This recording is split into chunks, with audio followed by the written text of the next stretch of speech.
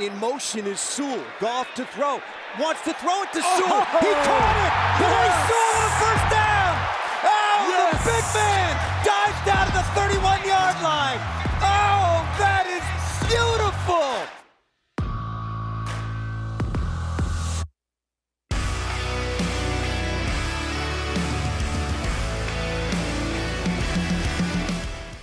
Welcome to the Twentyman the Huddle podcast presented by Microsoft, and we are back here in Allen Park after spending a week in Indianapolis. We were both there. We saw 319 prospects, got to talk with Brad and Dan and some coordinators and some assistant head coaches, and it was a good week. It was a good week. I feel like as every combine, learn a lot, get to know a little bit more about the guys that maybe weren't at the Senior Bowl, were underclassmen, or seeing the workouts. Some guys surprise, obviously, every year, and you know, getting to hear from Dan and Brad is never a bad thing either. Yeah, and now obviously the focus in the NFL world shifts to free agency with that starting next week. But Peach, let's put a bow on the combine a little bit. Let's wrap it up a little bit. Pro days are starting this week or next week. There's some big ones next week. Clemson, Georgia, Michigan. So teams will obviously be on the lookout for that while they're doing free agency. It's kind of a crazy time in the NFL. But let's start with this. I created a list of 10 players coming out of the combine who really impressed me. Maybe you agree with the list. Maybe you don't. Let's talk about it a little bit. And let's start with, you know, a big name and a big storyline in Indy, and that was Florida quarterback Anthony Richardson, who tested really, really well. I mean, 6'4", 244 pounds, ran the 40 and 4.4, set a quarterback record in the vertical at 40.5 inches and the broad at 10.9.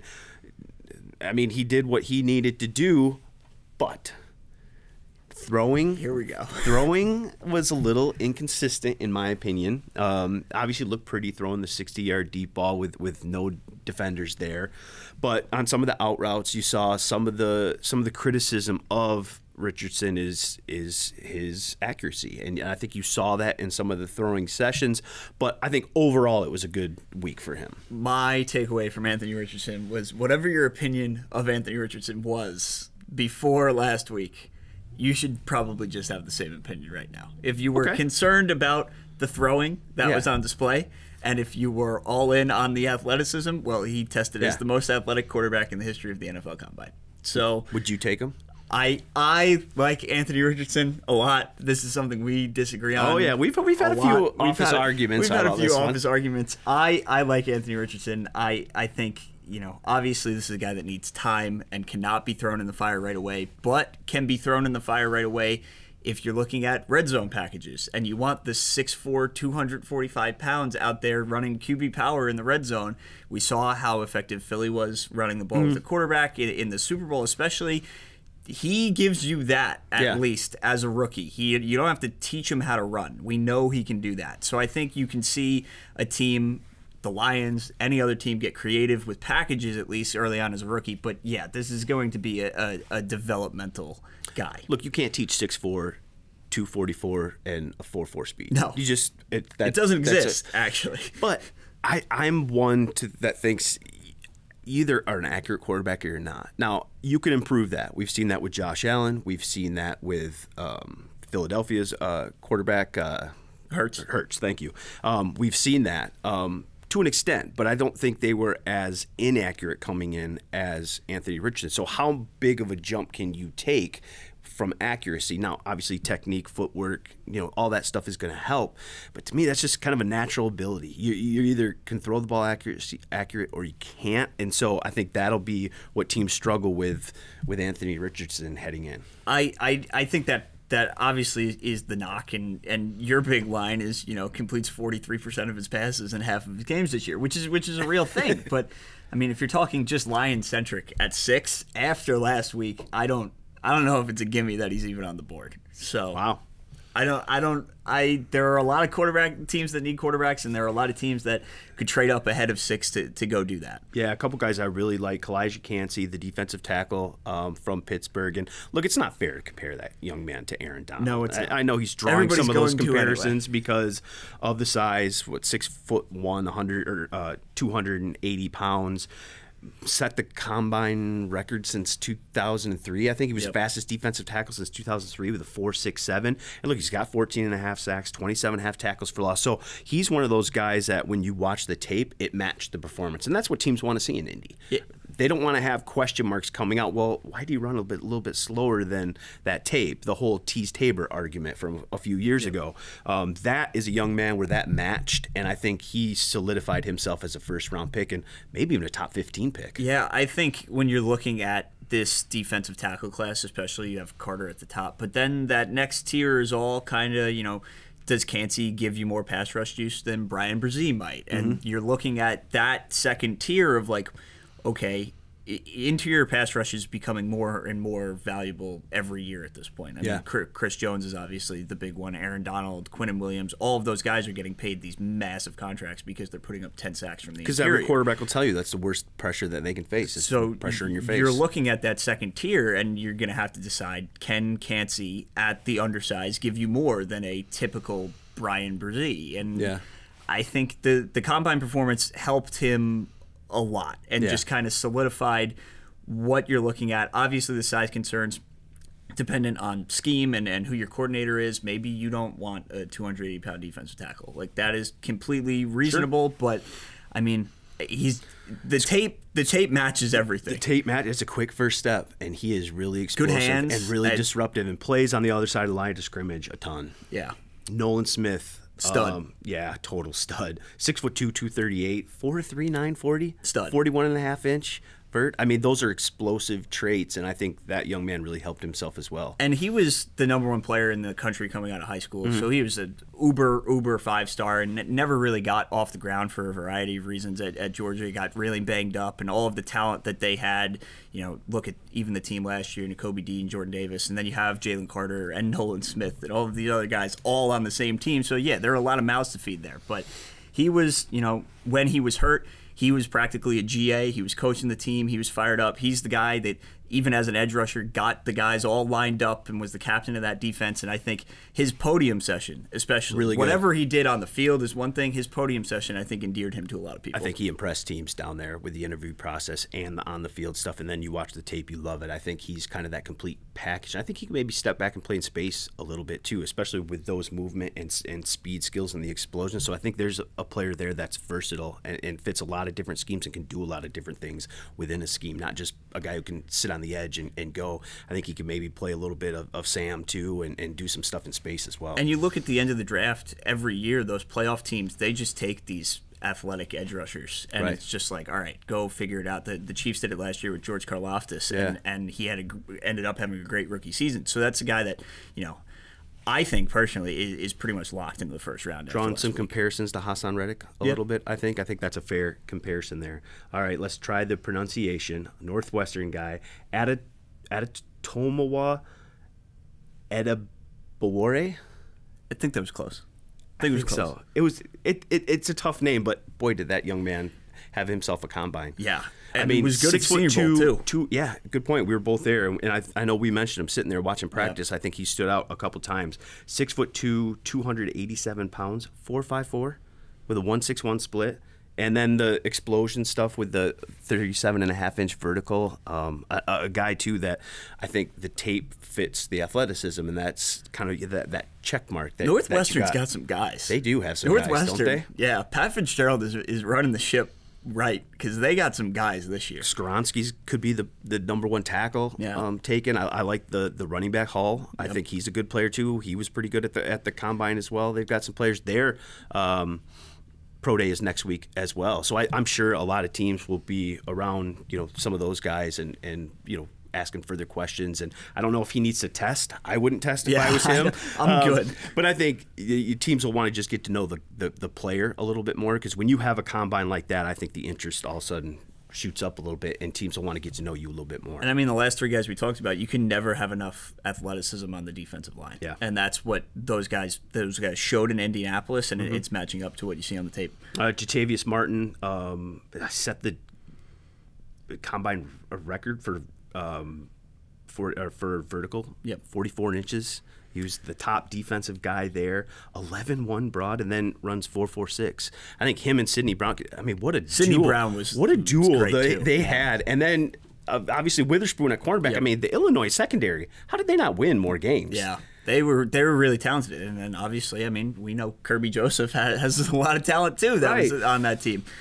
He was really good. I think he's a guy that's going to be one of the top safeties taken. I think he really helped himself. I think the safety class as a whole, that when you were looking at heading into last week, you didn't really know where it was Brian Branch and then a whole bunch of guys underneath. I think the whole bunch of guys underneath closed that gap a bit, and B, really showed out. I think we're going to see a run on those guys, especially in day 2, and I think early in day 2. Yeah. I think those guys did really well. C.J. Stroud, and I put him on my list just because of the throwing session. It was one of the better throwing sessions I've seen, and I think we expected that to be the case. That's his thing, man. He can sling it, and he can put it wherever he needs to put it. He is an accurate quarterback, and obviously the knocks, as there are with every Ohio State quarterback, is right. You have the best wide receivers in the country, and your guys are wide open, which is all true, but at the same time, you have to hit him. Yeah. And he did. And he did. And it was just fluid. He showed arm strength.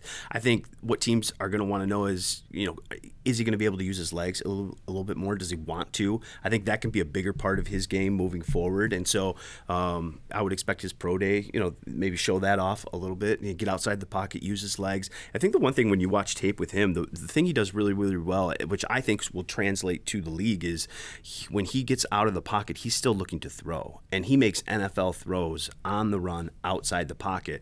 And I like that. Now, there's going to be some opportunities where I think he can take off and get first downs and make plays with his legs, but he's always looking down the field. He's always trying to throw the football to explosive weapons, and I love that about his game. He can make plays out of structure, which is what you want out of a rookie quarterback, because more often than not, you're going to a less than ideal situation with the supporting cast around you, a team that's still building, and if you have an offensive line that's a little porous and you can get out of the pocket and still keep your eyes downfield, I mean, it's a good trait to have as a young quarterback. 100%. All right, let's touch on a couple more guys real quick. Christian Gonzalez, cornerback out of Oregon, I think is in play for the Lions at 6. Absolutely. I think it's their biggest need. Now we'll see about free agency next week and where that need is, depending on what they do in free agency. But I mean, I think he just showed everything off. It's 6'1", 197. He ran in the 4.3s, had an 11-1 broad, over 40 inches on the vertical. The athletic traits were there, and then watching him in drills, he was smooth, really smooth in his back pedal, turns his hips and can run. I think he's the full package. I think. And it's a tough comparison because Devin Witherspoon from Illinois didn't test, didn't do anything. But, I mean, the comparison of not testing due to injury, he didn't voluntarily do nothing. But what Christian Gonzalez was able to do out there, I mean, that in the neck-and-neck race between CB1, I think we might have a new leader. Yeah, I think so, 100%. And then another guy that stuck out to me, Zach Kuntz, tight end, 6'7", 255. All he did was run 4.55 and have a 40. Have a vert over 40. Yeah. I mean, talk about a big target there. I talk about a 6'7", catch radius, 6'7", 255, and runs 4.5. Special. That's special. That is and special. This is a special tight end class overall. I mean, most people out there probably don't know who Zach Kuntz is. And there are 11 guys Daniel Jeremiah has a day 2 grade or better on. This is a stacked class, and it's guys like this who are day 2 guys who I think are going to come who are going to come in and be able to compete right away for playing time, maybe even starting spots, and be contributors. I think there's a ton of those guys day 2 of this draft. And this is, he finished up at Old Dominion, but he's a transfer from Penn State, so he has major experience as well. And you see those numbers that you put up at the Combine, and then you pair that with Penn State has produced a lot of NFL tight ends. Pat Freiermuth is the most recent one, and now, what he was able to do at Old Dominion as well. I think, that's another riser that's taking advantage of what Indianapolis had to offer. Deontay Banks, 4.35. Another stud cornerback. That cornerback class is really good. Blake Freeland, the tackle, 6'8", 302, over a 10-foot broad jump and under 5 in the 40. There are a ton of really They're good. athletic. It's an athletic class. It is. That's a good way to put it. It's a deep athletic class, and I think teams are going to be able to find guys that can fit pretty much any spot, any position, any scheme, at any position group. It's just a really deep athletic draft. And even 2 guys that didn't make your list that would make mine, Jackson Smith and Jigba, a lot of questions, banged up this year, barely played, but outperformed Garrett Wilson and Chris Olave the last time that all three of them were on the field. Just showed up and, best shuttle time and ran the look good in routes. drills. Yeah, I mean, I think that is for a guy that came in with maybe a lot of questions about where you ranked among these wide receivers after pretty much not playing at all this year. Really, solidified his status as the best wide receiver in this class. And then Jahmyr Gibbs in a down class. A down class, though. And then Jahmyr Gibbs from Alabama is the second best running back. I feel like.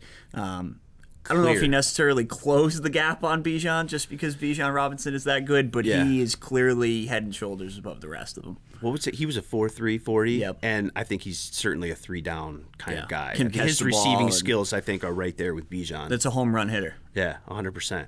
Well, it was fun at the Combine. We were there for a week. The team's got a lot of information on that. But now, Peach, it's time for free agency.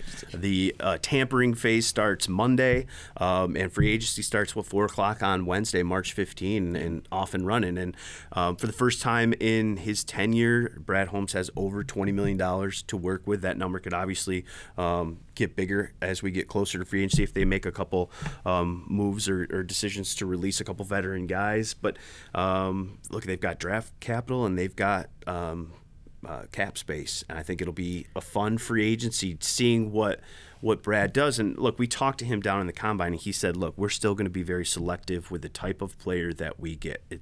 He's got to fit culture and everything else. He's got to be a team guy. We're not just going to go spend and get the top guy just because we think we're close and it's a need and he might put us over the edge. It's got to be a fit. So I don't know if they go get the big money ticket item.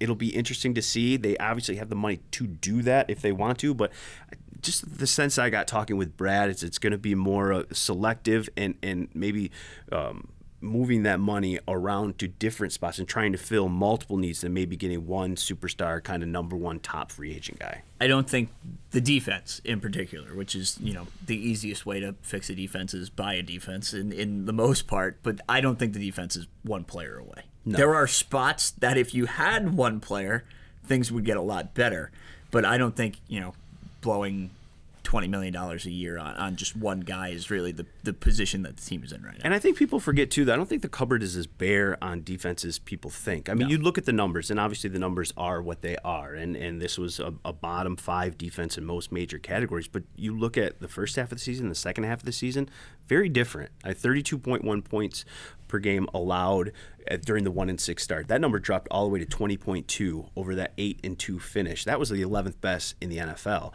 And also, you're going to have guys like Aiden Hutchinson, Kirby Joseph, James Houston, Malcolm Rodriguez, all guys that take that big step from year 1 to year 2, and we've got to remember that part of it too. Those guys are expected to be much better, be core pieces. Look, they do need help. Let's be real about it. Yeah. But I don't think it's as bare as people may think because of the way they finished and some young guys that everyone expects to take big leaps. No, and I think when you have an offense as borderline solidified, obviously running back is up in the air right now, whether Jamal comes back or not. You have the right guard spot is a question mark, at least as of now, and the X receiver, if Chark doesn't come back, there are spots of interest on the offensive side of the ball. But when you have the core of the offensive line, DeAndre Swift is still under contract, you have St. Brown and Jameson Williams, you can kind of shift the quarterback to that's the defense. An important one too. That is an important one. It's not like you're finding a starting quarterback in free agency, though. But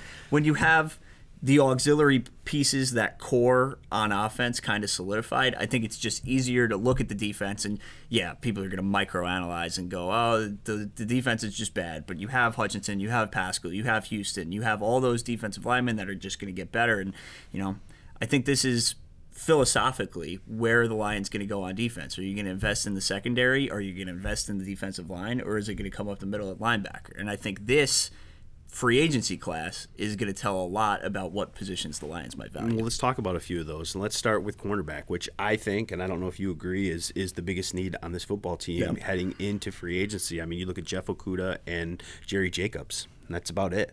And it'll be interesting what they do with Jerry, if they move him inside or move him around. But I think they need probably a couple cornerbacks in free agency, and I wouldn't be surprised if they draft a couple too. I mean, they really need to revamp that room. Competition is what Aaron Glenn said he wanted to see in that room when we talked to him in Indy.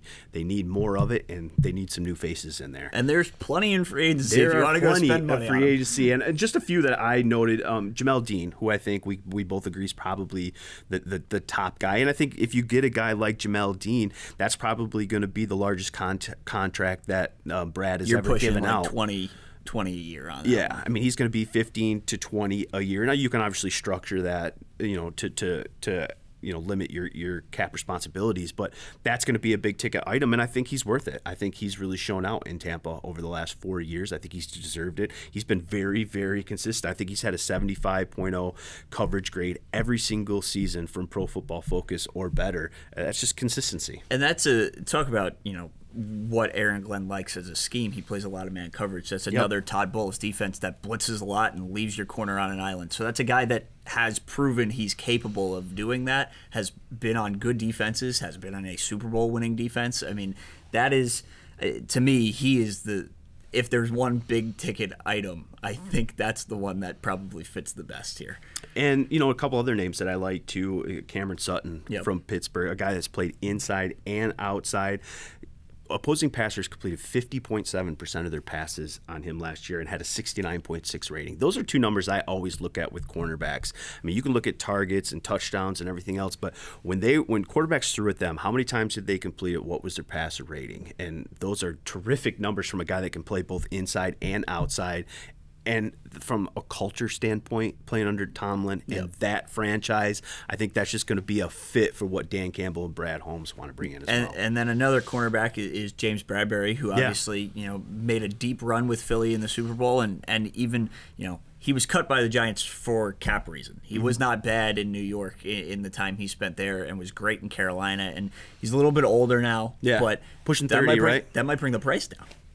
Look at you. That might bring the price down. Rock Ya-Sin, a guy I think that was big in the draft a few years ago. Huge in the draft. Yeah, I think he's been okay. He's been pretty good, pretty solid. Another name maybe to consider, that tier 2 type of cornerback who could be in the mix there too. And then let's go to linebacker, because I think there's a number of really good linebackers in this free agency class, obviously led by Tremaine Edwards.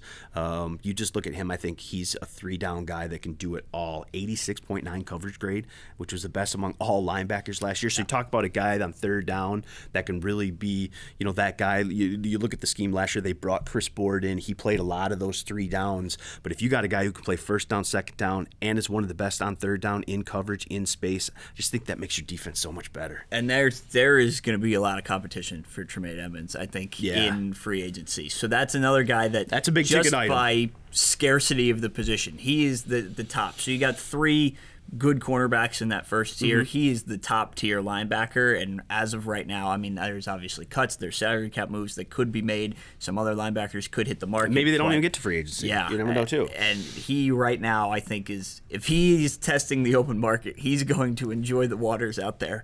2 other linebackers I like: David Long, T.J. Edwards. I think when you look at Edwards, one of 4 linebackers who had a 75 or plus grade against the run and in coverage. So again, these are the guys that kind of I've looked at is guys that are versatile, that can do a lot of different things, that can play in space and cover. David Long that was an area run as well. I thought that was an area with the Lions linebackers last year where they struggled a little bit. I think they were really searching and looking for a guy that could be a 3rd down guy that could come in and help them in those passing situations. And so to me, the linebackers that are appealing in free agency are those guys that can do it all. Yeah, and you're looking at, to me, I think the coverage linebacker is the most important part, because when you're getting picked apart by tight ends and you look at the NFC and the tight ends you're going to have to go against, I mean, it's a gauntlet. Yeah. So you got to, as the tight end position gets more pass catching and more athletic, and you have all these rookie tight ends that are crazy athletes coming in, like we talked about before, the coverage linebacker and for that matter the safety is only going to get more valuable. I think they're pretty good on the edge, and I think if they want to address that, the draft's probably a pretty good spot to do it. There's always a rotational edge out there, though. There is a couple defensive linemen. Zach Allen, really like 5.5 sacks, really versatile, and Draymond Jones, 22 sacks over the last 4 seasons in Denver, really good. Again, has some versatility to his game, but I think brings some pass rush prowess to that center. Lions defensive tackles, interior guys, 3 sacks last year. All that pressure was from the edges, and so I think if you can help that defense and help that front by getting a guy. We talked about it with Cansey, among the combine guys and the draft guys, of guys that can give you a little bit more pass rush prowess from the interior. I think the Lions have to be on the lookout for that a little bit. And I think there are always these pass rush specialists that can play inside, and those guys get a lot of money when they do both. But if you're looking at that second tier, maybe 1 or 2 year deals, I think this class kind of lines up for the interior pressure. Anybody on offense jump out to you? We were talking all defense here. I mean, I know we got to throw a bone. There's a lot of backup quarterbacks out there. Gardner Minshew, Teddy Bridgewater. Bridgewater's another one. Mariota, Case Keenum. These are playoff quarterbacks. Jacoby Brissett. I would not be surprised. Oh, look at that, banging on the table. Yeah, don't do that. I know I'm getting some feedback from fans about me beating on the table. I'm trying to be better about it. I wouldn't be surprised at all they take a veteran quarterback and maybe draft one.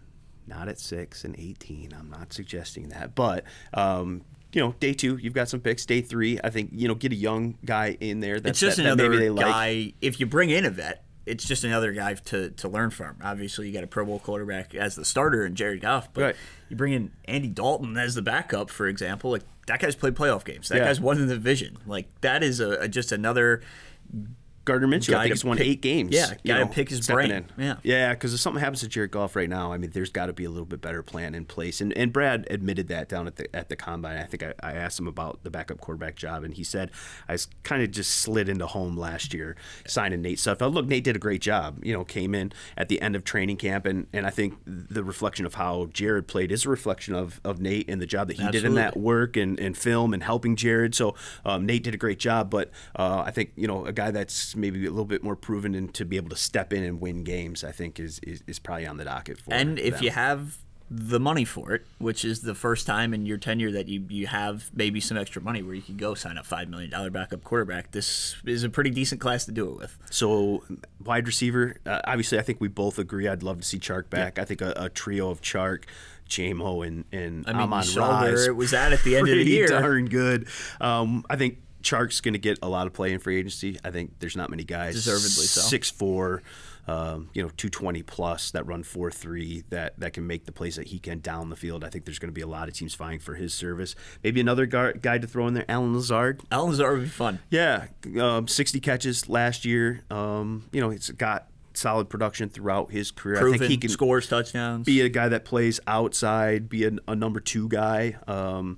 To Amon-Ra, St. Brown's number 1 and J-Mo's number 1, 1A, 1B, let's call him. But I think a guy that can make plays and be solid as well. Definitely on the outside. And then the other 3 guys that I had listed are more closer to the Amon-Ra type. If you're really trying to open J-Mo over the top and you're just trying to dominate the underneath, which, don't get me wrong, is not a bad thing at all.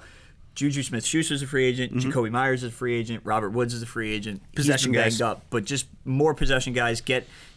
Move the chains, and then it's J-Mo time. Don't forget what Ben Johnson said on the Amon-Ra podcast wants a to go couple deep weeks. now, too. Amon-Ra wants to get downfield and make some plays down the field. He said he's going to try to incorporate some of that into the playbook a little bit more, too. So maybe you're just going for another chain mover after all. Should be fun. All right, we threw out a call for questions. We don't do this that often, but with the combine over, the draft, next month, free agency starting next week. Threw out on Twitter some questions. Which ones stood out to you? Which ones do you like? All right, so we got one from Wayne here. Do you think the Lions will trade back from 6? It might be a good idea to get some more draft picks. Okay. I think it's certainly a possibility. I think if you're Brad Holmes, you've got to be open for that idea. But I don't think you ever go back and so that you don't move back to where the grade on the prospect goes down. Like, I think if you're at 6 and Carolina really wants, let's say, a quarterback and wants to move up, one of those 4 guys are there, and you've got 4 guys that have a similar grade, and you're not set on position or whatever, you just, I want the best player with this grade, and all 4 of those guys have the same grade, then you move back. If you've got 2 guys with this grade and then there's a tick down and you might not get those 2 guys, I think you don't move down. I think that's at least my strategy for it. I don't think you move back and take a lesser player just to get another pick. I'm in the business of getting blue chip players, really good guys that can come in and help, and I have to trust my board in that regard. And that's the tough thing. When you're looking at a board like that, you have to determine, all right, if this guy is, 2 points below where I'm currently at, but if you get another first-round pick for it next year, you have to weigh the difference between, is that extra one next year, which is as good of an asset as you can get, worth the little turn down in player. And next year is the thing that stands out about that comment, because to me, I think the NFC North is right for the picking this year. Yeah. I think everything is setting up for you to be a contender in the NFC. Who knows what happens next year? I think it's really set up nice this year with all the pieces they have coming back, the coaching staff intact, Ben back, all the pieces that we talked about. I think you add some blue chip guys this year that can step in and help. I think you're off and running. Yeah, I think you're looking at that and you're kind of thinking, now's your time. What can we bang get the table again immediately to step in and produce immediately? Yeah. And when you're picking at 6, it's easy to do that. All right, next one. We kind of touched on it earlier, but who of the Lions signed to back up Jared Goff? Is Jacoby Brissett aiming too high? And then the secondary, which is where I think is the better focus here, what's the likelihood of them going OL at 18 to replace Vaitai? I think, and I've always said this about this year's draft, I think at number 6, I take the best defensive player on my board. We've talked about that being the biggest need, and I think just how it's going to shape out, I think those defenders are going to be at the top of the board anyways. And then at number 18, I take the best player available, regardless of side of the ball. And I think Bijan Robinson, if he's there, I think is in the mix there. But I think some of those guys like Osiris Torrance, and some of those interior offensive linemen at 18, I wouldn't be opposed to it. I think that's you've shown and you've built that to be your strength. You're only as good as your weakest point on the offensive line. I mean, that's 5 guys, that's a unit, and if you can get another young guy, cost controlled that just steps in and solidifies that spot now for the foreseeable future, I don't see a problem with it. I always like reinforcing spots that I view as strengths. Yeah. And I think at 18, that's where the offensive line guys start to come and play. The late teens, late 20s, those interior offensive linemen, that's where you start to get value at 18 with those guys. So, look, if Torrance or whoever it is clearly the number 1 guy on my board, I'm fine with it. All right, last one from Brandon. We touched on it a little bit earlier when we were talking about the Combine. Has Jalen Carter damaged his draft value to the point that the Lions might pass on him at 6, or is now more research done into his character?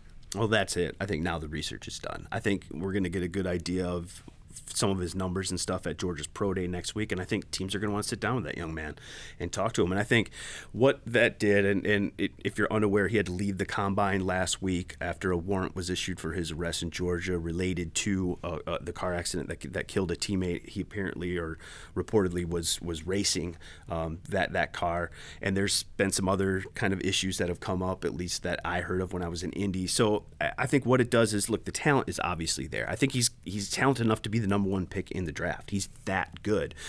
But is he a fit for your team? Is he a culture fit? Is he going to do all the right things? And that's a big issue when you're going to spend $30 million plus on a young man. And so I think what teams are going to do is teams are going to do their homework on the character stuff. I think that's what last week proved. I wouldn't write him off my board yet, but I've got to do some more homework on him. I've got to maybe talk to some more people, get my hands on that young man, have him come in for a visit, see what he's all about, and see if these are just maybe some mistakes you chalk up to him being a young guy, and we can move past him, or maybe I take him off my board. But I think teams have to do some more homework on him for sure. I don't exclude him yet, but yet to be determined. That's all we got. That's all we got. I like it. So, obviously at the Combine, free agency starts next week. It's going to be a busy time. Busy. It's a fun time here, and we'll probably stop by, chat, do another podcast here once free agency starts. Hopefully get some of those guys that we sign in here. We'll start talking to those guys. So it'll be a busy next month for sure. Thank you guys for joining us.